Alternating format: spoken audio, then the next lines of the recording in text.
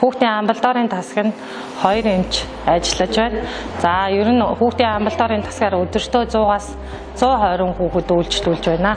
За энэний 0-аас 5 насны хүүхдүүд ихэнх хувийг эзэлж байна. За 0-аас 5 насны хүүхдүүд маш өндөр халуурж, ханиалгаж, суулгасан завьууртай ирж байна.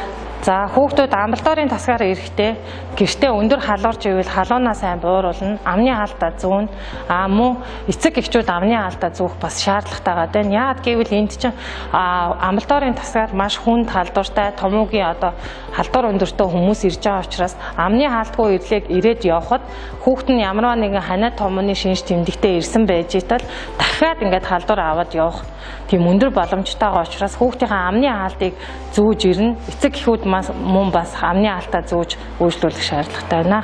За ханиад томооны үед гэрээр бол яаж урьдчилан сэргийлэх вэ гэвэл за нэгдүгээрт хүүхдээ дулаан хувцсан, гадаа гаргахдаа дулаан хувцсан, улиралдаа тохируулна, хид дааруулахгүй, хид халууцуулахгүй байх ёстой. За мөн 30 минут тутамд гэртээ агаар жуулт хийлгэнэ. Тогтмол өдөрт гадаа гаргана, гарыг тогтмол угаана. Мөн давсны уусмал бол соодын уусмлаар ам хамрыг зайлуулна. Цаг агаартай тохируулаад илчлэг чанартай хоол хүнсийг хэрэглүүлнэ.